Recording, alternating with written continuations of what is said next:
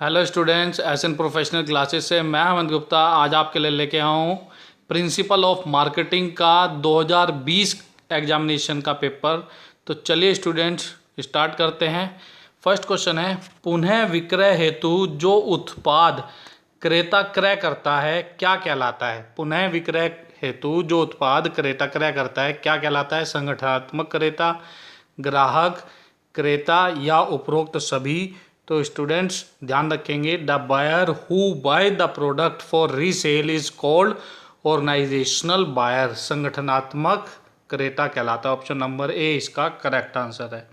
चलिए अब next question जानते हैं स्टूडेंट। नेक्स्ट क्वेश्चन है, कौन सा उत्पाद परिकल्पना का विस्तार नहीं है।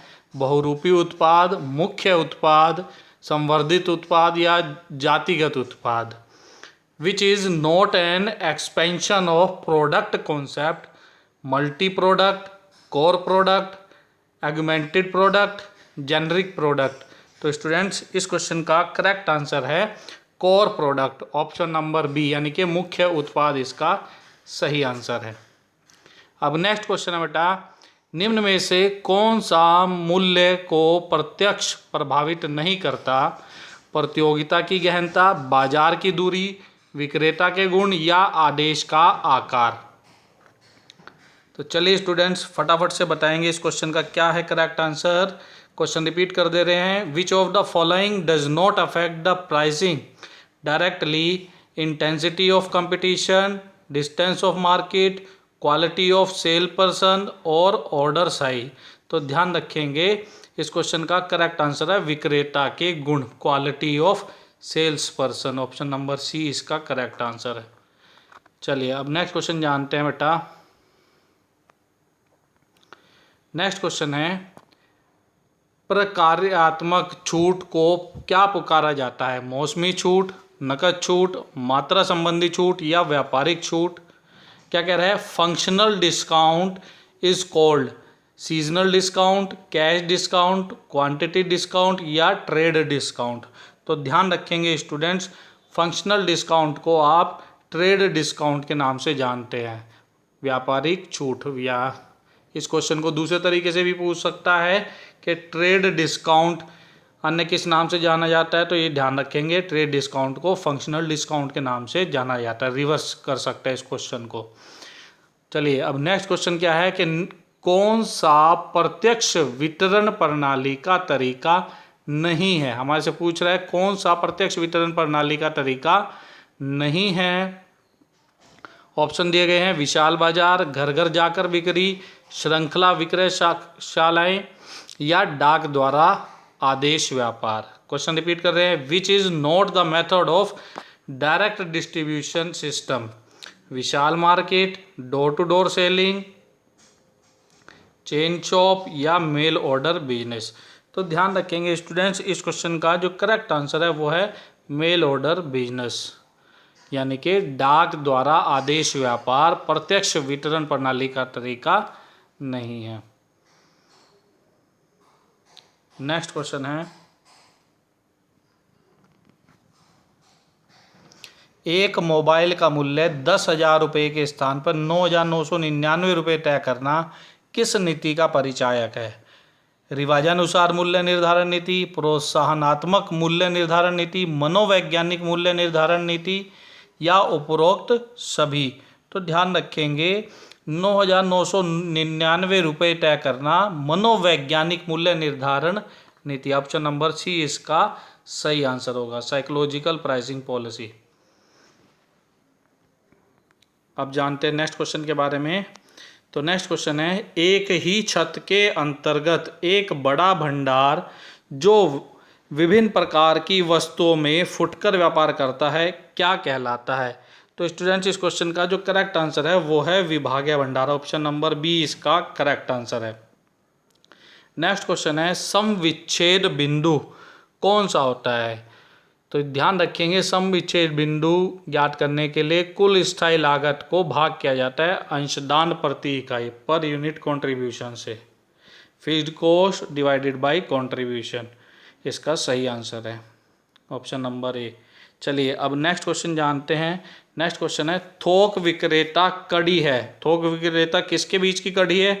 तो ध्यान रखेंगे थोक विक्रेता उत्पादक और फुटकर व्यापारी के बीच की कड़ी होता है। ऑप्शन नंबर ए इसका करेक्ट आंसर है।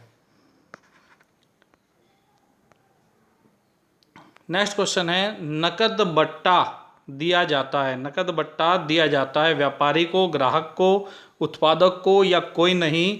तो स्टूडेंट्स ध्यान रखेंगे नकद बट्टा व्यापारी को दिया जाता है। ऑप्शन नंबर ए इसका करेक्ट आंसर है। कैश डिस्काउंट, क्योंकि जब किसी व्यापारी को उधार माल बेचा जाता है तो उससे रिकवरी करने के लिए जो डिस्काउंट दिया जाता है उसको बोलते हैं कैश डिस्काउंट। नेक्स्ट है उत्पाद नियोजन एक फर्म के संपूर्ण विपणन कार्यक्रम का प्रारंभिक बिंदु है। यह कथन किसका है? तो ध्यान रखेंगे यह कथन स्टेटेंट का है। ऑप्शन नंबर ए इसका करेक्ट आंसर है। रिपीट कर दे रहे हैं, product planning is the starting point for the entire marketing in a firm. This statement is of statement. Option number A इसका करेक्ट आंसर है। नेक्स्ट क्वेश्चन है उत्पाद विकास का मुख्य कारण है। उत्पाद विकास का मुख्य कारण है लगातार हानि, तकनीकी विकास, कम लाभ या उपरोक्त सभी। तो ध्यान रखेंगे इस क्वेश्चन का जो करेक्ट आंसर है वो है आपका ऑप्शन नंबर बी, तकनीकी विकास उत्पाद विकास का मुख्य कारण है। नेक्स्ट क्वेश्चन है अधिकांश नवीन उत्पाद कहाँ पर रहते हैं? मोस्टली न्यू प्रोडक्ट आर 100% सफल रहते हैं, असफल रहते हैं या 100% असफल रहते हैं? तो ध्यान रखेंगे अधिकांश नवीन उत्पाद जो है नए उत्पाद असफल रहते हैं, धीरे धीरे उनमें बाद में सफलता प्राप्त होती है। जब पहली बार प्रोडक्ट उतारा जाता है तो ये आशा नहीं होती कि ये 100% सफल रहेंगे, क्योंकि पहली बार जो प्रोडक्ट उतारा जाता है उसमें कुछ ना कुछ धरातल स्तर पर कमी रह जाती है, जो कि फर्स्ट टाइम इंट्रोड्यूस करने के बाद उसमें जब यूजर द्वारा प्रैक्टिकल लाइफ में उन्हें यूज़ किया जाता है उसके बाद उसमें उनके जो सजेशन आते हैं उसके बाद उसमें इम्प्रूवमेंट करके उसकी गुणवत्ता को, क्वालिटी को और उसकी किस्म को बढ़ाया जाता है। चलिए अब नेक्स्ट क्वेश्चन जानते हैं। नेक्स्ट क्वेश्चन है उत्पाद को समाप्त करने के कारण बिक्री में कमी, लाभ में कमी, मूल्यों में कमी या उपरोक्त सभी। क्या कह रहा है? The main causes of product eliminations are. तो इस क्वेश्चन का जो करेक्ट आंसर है वो है decrease in sale, decrease in profit, decrease in price, ये सभी आएंगे। उपरोक्त ऑप्शन नंबर डी इसका करेक्ट आंसर होगा। उत्पाद को समाप्त करने का क्या कारण है कि लाभ में भी कमी हो रही है, जिस प्रोडक्ट को बेचने से लाभ में कमी हो रही है उसके मूल्यों में कमी आ रही है, बिक्री भी कम हो रही है, तो ऐसे प्रोडक्ट को समाप्त करना ही ज़्यादा बेटर है उसका प्रोडक्शन करने के।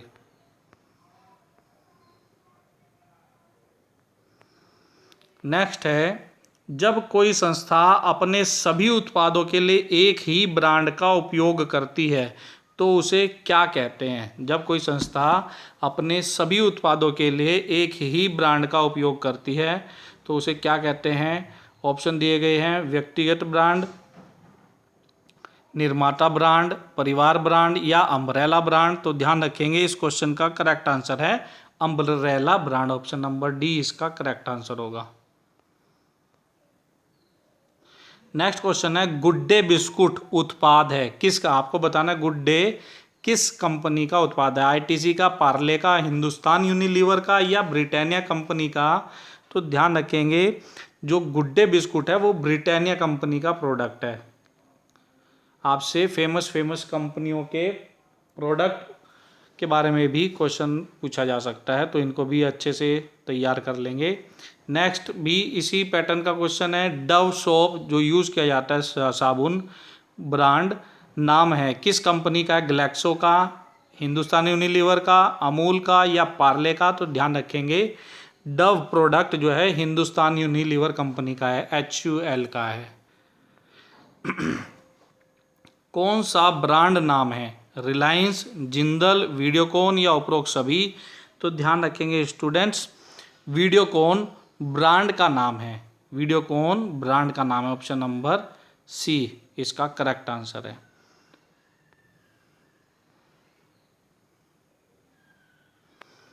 नेक्स्ट क्वेश्चन है,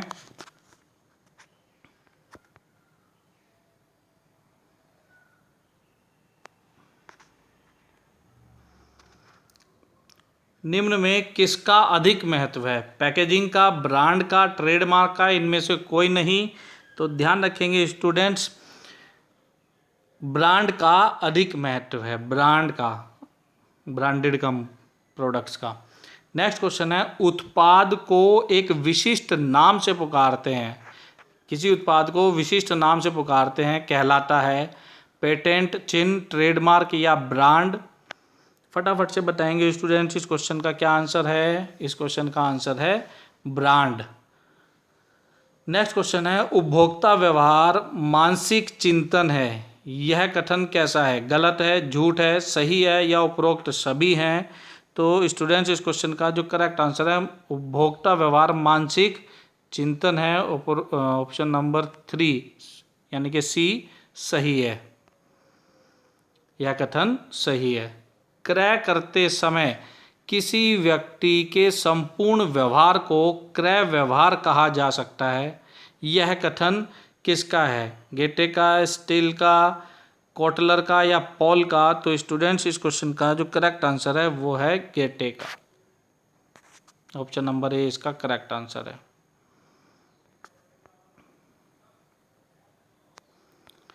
नेक्स्ट क्वेश्चन है, उपभोक्ता व्यवहार का आर्थिक मॉडल किसने विकसित किया? Who developed the economic model of consumer behaviour?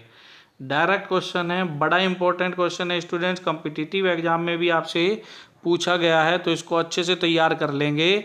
इस क्वेश्चन का जो करेक्ट आंसर है वो है मार्शल का, economic model of consumer behaviour.